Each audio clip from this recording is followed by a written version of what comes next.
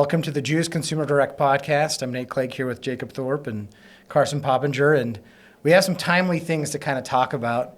There's been some relief in the mortgage market, and as a result, we're having a lot of sales conversations, and something keeps kind of bubbling up. And we've talked about it a little bit before, and that is really kind of the best return you can get on your lead spend, or really sort of the opportunities they present themselves to you. How do you get the most out of them? And we've certainly talked about things like that in the past. But I think it's timely, and I think a lot of the mortgage professionals especially should look at a couple of things. And the nature of our business is we talk to a lot of different mortgage companies out there, and so we have a pretty good perspective of what different people are doing and why they're doing it, and we've learned a lot from it. So today we're going to talk about that, kind of some of those best practices and what it should really take to evaluate those sort of things. So you mentioned something earlier, Jacob, that was pretty good. You really broke it down into 3 ideas around what do you evaluate, what do you look at when it comes to leads and getting the most out of them.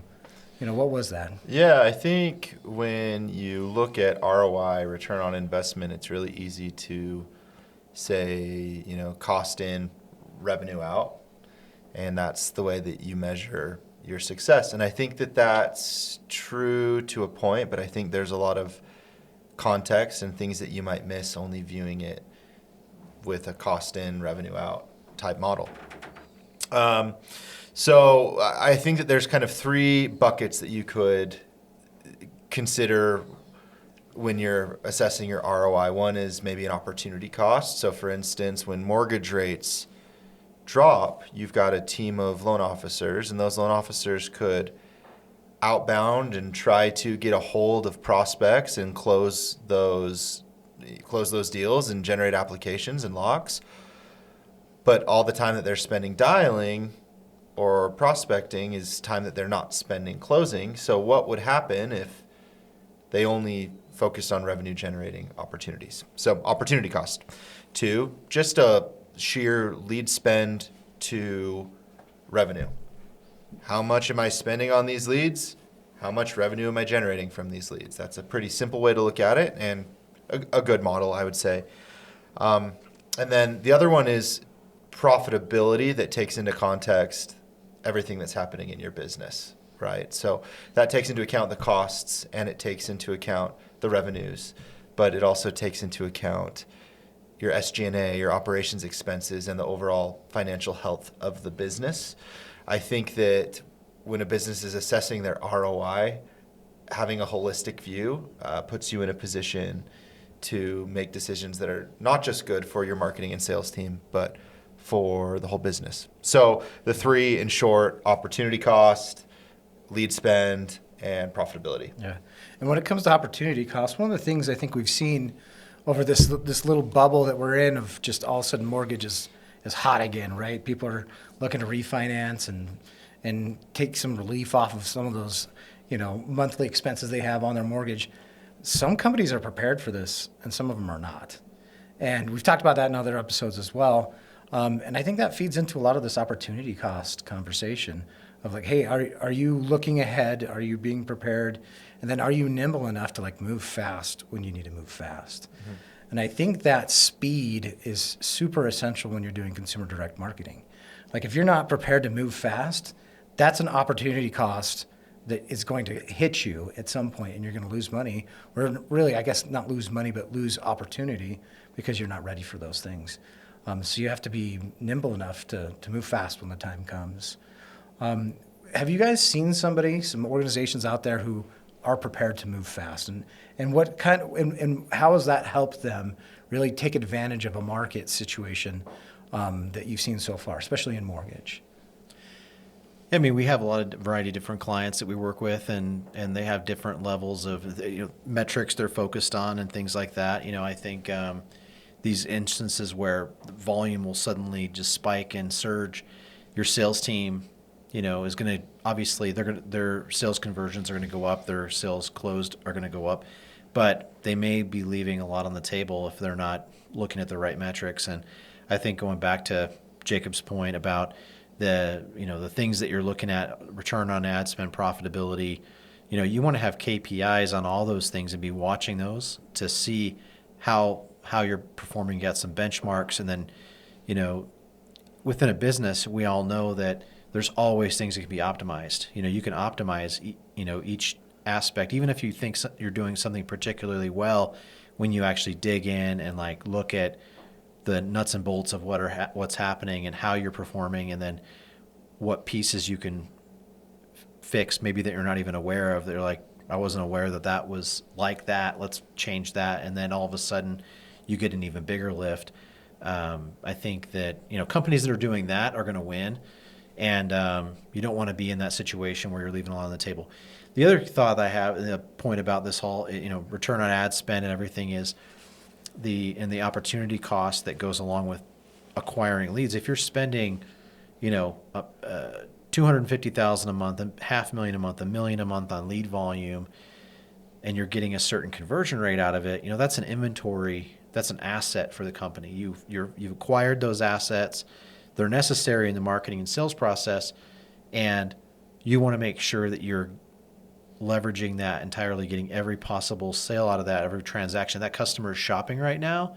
They're online looking for insurance product or home security system or solar or mortgage interest rate reduction.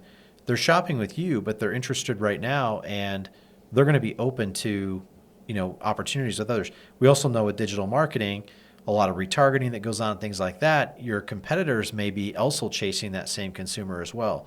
So it's super important that you contact that consumer in a timely way and get them further down your funnel. You want to move them down the funnel and get them, start a conversation, application, app out, lock rate, all those things that you're looking at. There's so much to optimize on the sales side. Everything that we handle on the contact rate side is really set up to make sure you're talking to more customers. Your sales team is converting more customers into sales. When I look at how, to touch on your question, how some of our partners have responded to this kind of movement in the market, I kind of think back to like Econ 110, right? So you've got your supply curve and you've got your demand curve. And ideally, there's a place where those two things meet, and that's your equilibrium point. But when something in the market happens, all of a sudden, that demand curve moves, and you might not have the supply to properly service that demand curve. What I've found is our best partners, they might have had slightly more supply than the demand a month ago. But they had processes and they had tracking and KPI metrics that offset some of that inefficiency to put them in a position to take advantage when that change did happen. Like they were prepared because their systems were able to build in some efficiencies as opposed to other, competitors. But the companies that didn't have that had problems a month ago, 2 months ago, 6 months ago, they still have problems today, and that hasn't changed. So in these when there are adverse markets, that's a great time to buckle down, reduce some of your spend, and make sure that things are working and scalable so that when things do change and there is a little bit more opportunity and more demand or need for your services, that you're ready to take advantage in a way that's sustainable and scalable. Yeah, it just reminds me of the fact that, and we've touched on this multiple times in this podcast, you have to have your analytics in place. You have to have your measurements in place and your reporting in place. Because no matter what happens, if you don't have that baseline and a bunch of great things are happening or a bunch of bad things are happening, you don't even know, right? Mm-hmm. And you can be as clever as you want or as fast as you want. You don't know how well you're going to perform because you don't have your reporting in place and your analytics in place to be able to move quickly and understand the market quickly while you do all this. So opportunity cost, you have to be able to measure it. And if you're not measuring it because you don't have these things in place, you're going to lose out more often than not. And it also reminds me that you should have certain things always in the works, even in down markets. You said decrease some of your spend. You don't eliminate it. So, for example, clients, we've had a lot of people come up to us and more or less say, hey, let's get started again because mortgage isn't a place to get started again, and it's exciting for us. But our clients who were already maintaining a relationship with us, even if it was just kind of smaller than before, well, they're easier to scale because we've got it already figured out. It's all dialed in. It's ready to go.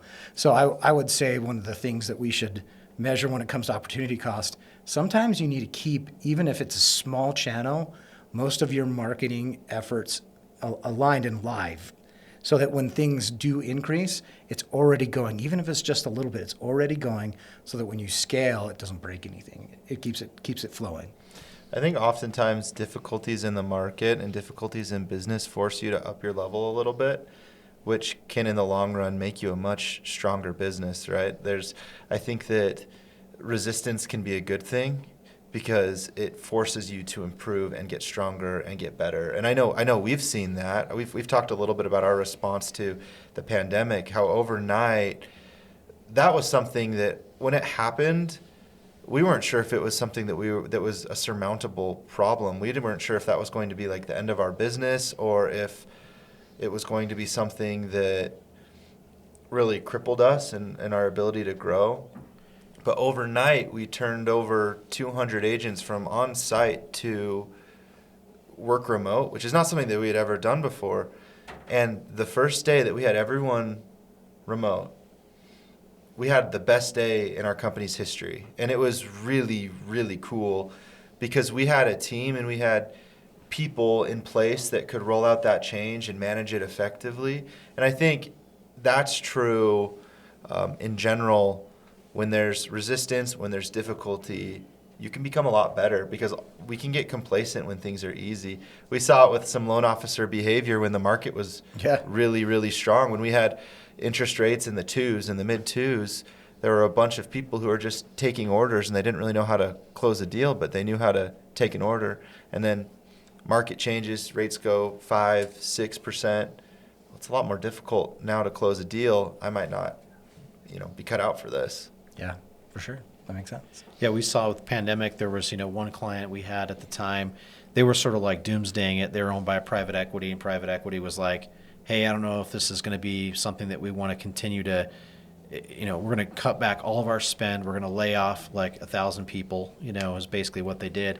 And what ended up happening was all their competitors grabbed market share. They were down for like 2 years before they had to start back rebuilding everything. And sometimes you make the wrong call, and you're like, hey, let's go all in on this, or let's completely cut bait. And so sometimes those decisions can like have really big implications. A lot of these things, like to Nate's point, where he said, it's don't cut back to zero, because a lot of this is like an old tractor in the field, right? It's like out in the field, it's not working, it's rusted, and you don't want to let that thing shut down, because getting it started again can be kind of difficult. You have to really pull out all the stops to get it going again. It's like an old tractor. It reminds me of myself, actually. Use an old tractor. Yeah. I felt like it's just me getting out of bed, with my back or whatever. Just get moving in the day. You don't ever want to slow down, because you slow down your momentum. Yeah, because you've got to keep some momentum no matter what, so that you can keep pushing, and then scale can happen because it's there and it's still running. So I'll sleep when I'm dead. Yeah, sleep when I'm dead, for sure. I also heard a quote one time that I think is kind of interesting, that's adversity breeds creativity. It's the idea that when things get tough and you're backed into a corner and you don't really have anything to lose, you can start to think of things in new ways, because your situation is really conducive to creativity and being scrappy and figuring those things out. And I think, to your point, when rather than throwing in the towel and saying, hey, that tractor is that tractor's dead. Well, maybe I need to watch a YouTube video on how to work on this tractor and figure it out myself. Because when then at the end of it, you know how to fix a tractor. Yeah, You've got a new skill. Well, we kind of talked now quite a bit on opportunity cost, and that kind of leads to, I think, return on lead spend. Because leads in your creativity thing sparked something in my mind. Return on lead spend is interesting, because you have kind of your standard things most people know or should know, like speed to lead, super important. Get that lead in, get somebody on the phone right away with them, qualify them, transfer them over, right? Well, that's not the end of it, because obviously not everybody's contacted at that point. There's still more to do. And even if you do bring them in, and then all of a sudden they've sort of transacted, there's all the mid-funnel things. Like we've had some really successful campaigns where somebody came in, they said yes, and they even pulled their credit score and did all the hard things you got to do in this process, and then the deal stalled for whatever reason, right? Well, those coming our way and us working them again represented some significant creativity on our part, as well as client part, to understand where we can fit into that. And there's other things too. There's other marketing strategies you can put in there. I remember probably the most effective lead generation campaign I ever did was in the education space, actually. We were out there helping people find colleges that were a better fit for them. And there's this whole subset of population who still didn't have a GED or a high school diploma. And we kept thinking about, how can we help these people, right? They're in a pretty tough spot, typically. And I found an offer, basically, that said, hey, will you, if you go back, you can get a high school diploma online, and then that can kickstart you and get you back in school. And I devised a text message that was probably the best text message I've ever done. I'm not going to say what it was, because I don't want to give away some secret sauce, but we used what we called the hey bro effect. So it sounded like a buddy was sending you a text that more or less said, hey, saw this, thought of you, you should consider this. And we sent him a text. And we probably had, I think, somewhere around a 55% response rate. And about half of those filled out that form. And it was the most profitable campaign in the history of the company. It wasn't huge volumes, it was solid volumes. And it was just kind of like looking at it and saying, okay, let's get creative, let's get scrappy on this, and let's see what angles we can take and improve on the marketing. And sometimes you just have to be creative, and that creativity a lot of times happens when you're backed into a corner. And I kind of was. Like, we had a lead spend that went a little high. And I was like, how are we going to offset this? And that was a way to do it. I was talking to a friend of mine who's he's a digital marketing guru like this last week, and he's used us for the work that we do with the contact center and optimizing all the things that I'll kind of go through a list of things that we have to do. But essentially, he's kind of advising me on some digital marketing stuff because we need help with that. And of course, I'm going to ask him, and he's willing to help me. But he kind of said, well, the stuff that you do isn't really rocket science, is it? And I'm like, well, it's ironic you say that because you still use us. You don't do it yourself. But yeah. When I think about like all the things that have to be optimized in that, it's like, okay, your call cadence, where's the data coming from, right? Where's the data coming from? Recency, frequency, all the things that go into like database marketing, like with that lead, and where's the lead coming from? And then you have like your call cadence that you're having, you have the technology you're using to outbound, spam tagging, scam tagging that's going on today with the carriers, where your phone call is going to basically be labeled telemarketer on the outbound call. Maybe even not delivered. Not even delivered. Yeah, probably, yeah. The calls They're are just being totally suppressed. Suppressed through the carriers, and because of your reputation or whatever it might be. And then then you have like your person you're putting on the phone with that consumer. How do they sound? What script are they following? We've never been given a script ever from a client that says, hey, I want you to use this script, and it's actually something that's usable. We always have to change it, because what they give us is usually too much. It's too much wording. It's very, the person's tripping over their words. It's very complicated, too much friction in the script and all that. So there's the scripting that you're using. There's there's all these things, are the KPIs that you're looking at, your contact rate, conversion rates.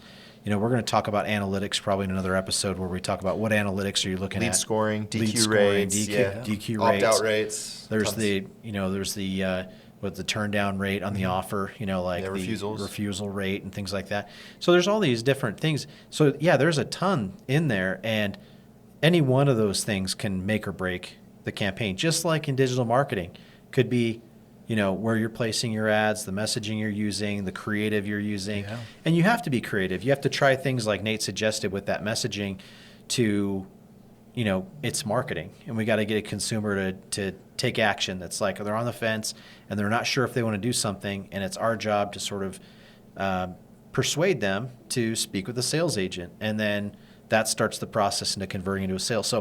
So yeah, there is some rocket science in there. There's I wouldn't say it's rocket science, because I wouldn't know the first thing about doing rocket science, but it is science and a little bit of art that helps us do what we do. And one of those pieces missing can throw off the whole funnel. Yeah, you might go, I don't know why it's not working. This should be working, but it's just one of those things that needs to be fixed. Yeah. Mm-hmm. Yeah, for sure. Well, and I like that you call it art and science, because it is. It's a little bit of an art to see how consumers and human beings in general are going to react to what you're doing. And all of this creativity and at the same time, the science, the analytics that we keep talking about is becoming more and more important because, come January, we're going to have the one-to-one consent. For those who aren't familiar, there's the TCPA law that has been reinterpreted. And it basically means that if you want a lead, it's just for that one company. Somebody can't opt in to talk to multiple companies unless they specifically select every single company themselves. Like they have to go in on the offer page and explicitly click And say, I give yeah. permission to X company to contact. Yeah, and today there's a little more creativity in determining who can do outreach to that person. Well, that means a couple things. One, lead volumes will decrease, and two, lead costs will increase. And that you're going to be in a position where you need to get more out of your leads. You just have to be prepared to be able to do that. A lot of people are saying leads will be 2 to 3 times as expensive. Yeah. But quality is going to go up too. That's I believe. what I was. Yeah. Yeah, that's They should, agreed. but I don't think the immediate response is going to be 2x the cost, 2x the production. I don't think it is. No. I think it's going to require more work on the marketing and sales teams to figure out how do I get to that point, because I think we can get to the point where it's 2x, right? Meaning the 2x cost is the 2x output, but it's going to require more. Optimization on every Right. level. It makes Yeah. it even more imperative that you understand all of those things that you were talking about, Carson, and that you have the ability to pull levers at each step to optimize and make sure that you get the best return possible, because all of a sudden your costs have doubled, your volumes have halved. Yeah. What are you going to do? How are you going to get the same amount out of that lead spend? And frankly, we haven't been too worried about it as an organization. Fortunately, the clients that we work with are super prepared for this or already in a position where this doesn't affect them because they've already been doing essentially one-to-one consent because that's just how they've been driving their traffic anyway. And it just further emphasizes why you need us, why you need a squeeze, because you need to get more out of that lead. And that's what we do. And so it's great for our organization. In the industry, there's going to be some disruption, though. There's been a lot of supply that's been designed around that, where I don't want to mention specific groups or companies, but they're pretty large groups and companies. And they'll have the opt-in page on a generic offer or something like that for refinancing, or maybe it's an FHA loan or something like that.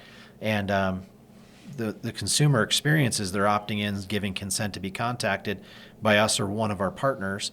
And then that partner language, you click on the partner's word and it pulls up a link, and there's like 1,000 mortgage companies. Yeah, there's a lot. And maybe some other financial institutions and home services and who knows what else. Yeah, and then that lead is then sold to like 4 or 5 companies, and then the consumer experience is bad because they're getting calls from all these different companies, and they're like, wait, I just went to this one website and gave permission to them, and then now I'm getting called by everybody. And so really what we're trying to do is like improve that consumer experience and make sure that the person that's giving consent knows who's going to be contacting them. And it's probably it's something that's really disrupted the industry, and I think there's a lot of those suppliers that are already feeling the heat, and we've seen some very large shakeups recently with some companies that are in bankruptcy mode and things like that, and this hasn't even taken effect yet. Yeah, absolutely. And that makes it even more important that you have a cohesive contact strategy that represents your brand. That is white glove. Yeah. We've talked about white glove a bunch of times on this podcast and at the company, because we are absolutely committed to making this a white glove experience for the consumer. And what's beautiful about this one-to-one consent is it allows for that. It allows for and almost demands a white glove approach so that consumer has a really good experience and they're more likely to transact and they want to have something to do with your company. So it's a good thing in the end. Yeah, and something that Carson alluded to earlier was the lifetime value of that lead or that customer. Yeah. Who knows the loyalty that can kind of engender, the loyalty that can help cultivate between your company and that customer.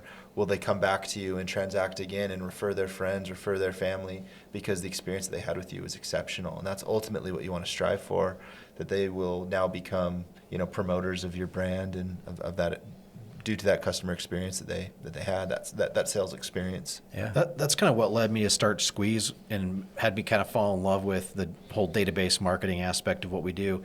Going back to the company I was with before, we were we were continuing to market to a record over a period of a year, and we would change we would dial back call cadences and we would do more email, direct mail as the leads got older. But we had sort of this, we called it a conveyor belt. Like it's like the lead comes in, the lead has a born date, just like a soft drink or something like that's born on this date.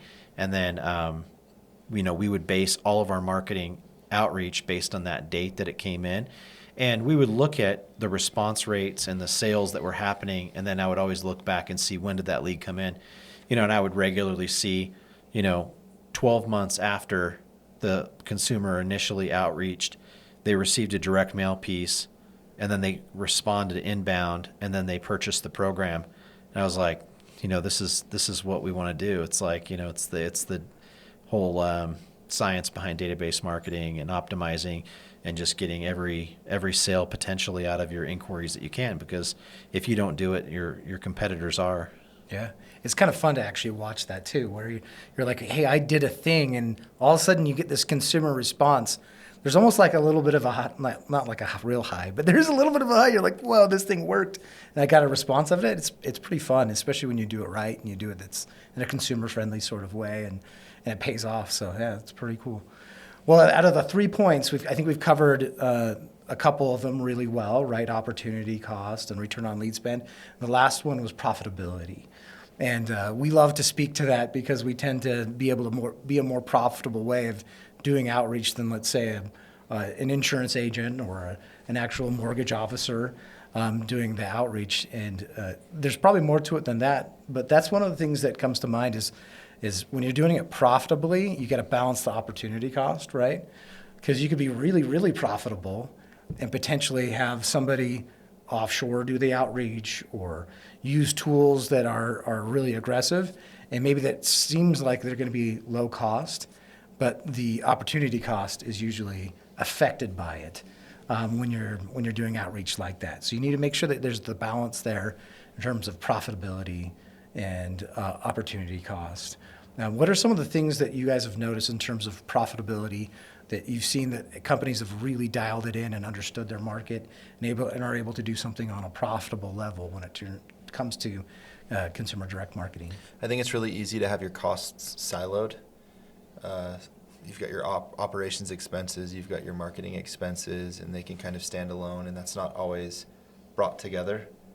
It's not always married so that you can really measure these things. So, marketing there's this constant battle between marketing and sales. Yeah. Maybe not always, but it happens, right? And it can be healthy. Yeah, absolutely. Yes, there's definitely happens. some healthy conflict there where marketing is generating leads and they're saying, hey, sales, close these leads, and sales is saying, hey, these leads aren't good, or there's not enough leads, or whatever that might be. And there's definitely a healthy dialogue that needs to happen there. But when you can take those marketing metrics and align them with your sales metrics and your operation metrics, and then overall your company metrics, your company KPIs, and profitability, you're able to make decisions that are a lot smarter, because the marketing might say, hey, our cost per lead is great and our volume is great, but the sales might say, well, half of those leads that you're sending me are bad leads and they're disqualifying. I can't close these leads.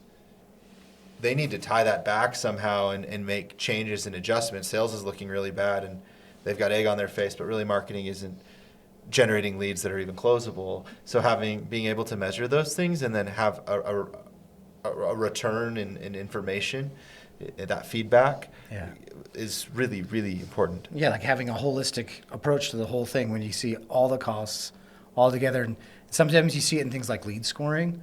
That's kind of the inverse of what you just described, right? Marketing is generating all these leads, and sales won't even call them if they're not lead scored and had the lead score be really high.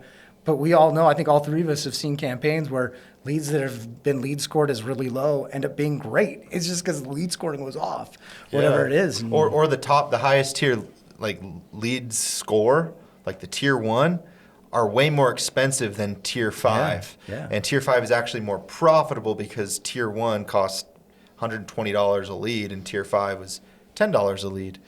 But tier 5 closes half as well as tier 1. Salespeople may not know that.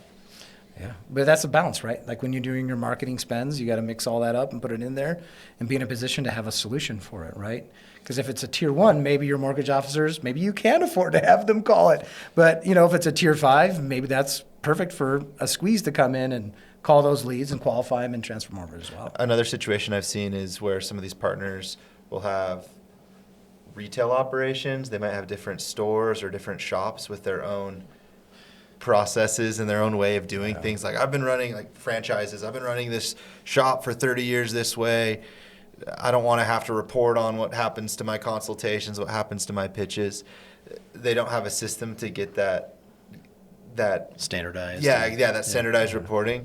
That can be really difficult to overcome. So ensuring that there's not only those processes that are standardized, but an adherence to them and an accountability to them can help with overcome that as well. Yeah. And when you're measuring that return on ad spend and your costs and all that, you guys hit on it, but we've seen instances where, maybe the sales marketing's like, hey, you know what?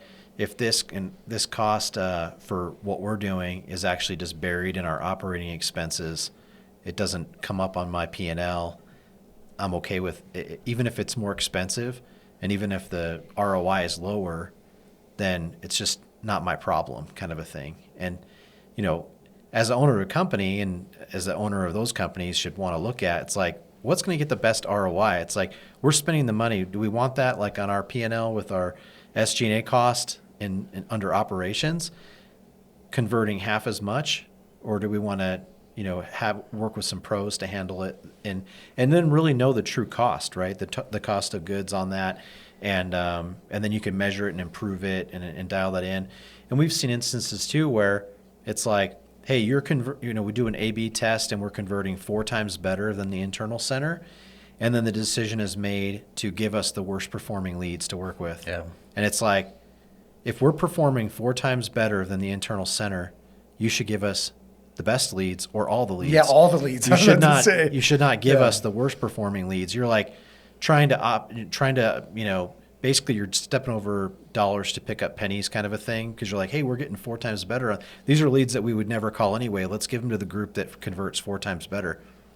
Probably not the right business decision, right? Yeah, and I think that sometimes the objectives aren't always clear. We talk a little bit internally about our North Star, like what's our organization's North Star, and maybe the North Star for one level is just like a profitability percentage, and for the executive team it might be growth, it might be capturing market share, and making sure that you're aligned on that level can ensure that those decisions are, because that decision might be made by a marketing director who's just trying to make himself look good, but that's actually not in the best interest of that company, right? Yeah. I could certainly generate a lot more revenue if I were to give you these leads, but I'm incentivized off of this percentage, which is how much I spend on leads and how much that generates. So that's the decision that I'm going to make because that makes me look good. I'm protecting my territory, and I think being clear on those North Stars and making sure that everyone in the organization is aligned towards that North Star ensures that doesn't happen. Yeah, and I think part of what happens too when it comes to us directly and people who are interacting with us, often because we're a performance-based institution, right?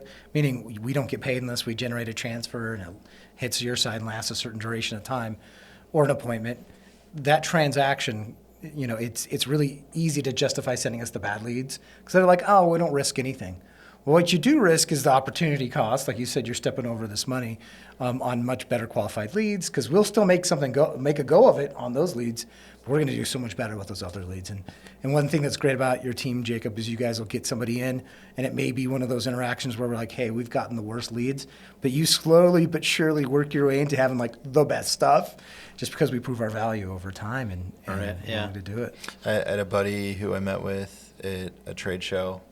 I think you may have been there. I was there. Yeah, I this know who was you're a talking month about. or two ago, and he was just saying, internally we've made the decision that we're going to work all of our owned and operated leads, and I hate that decision because it's my job to make sure that our leads are treated the right way. Yeah. And he looked at me and he said, I've made a lot of money with you for a long time, and I need you.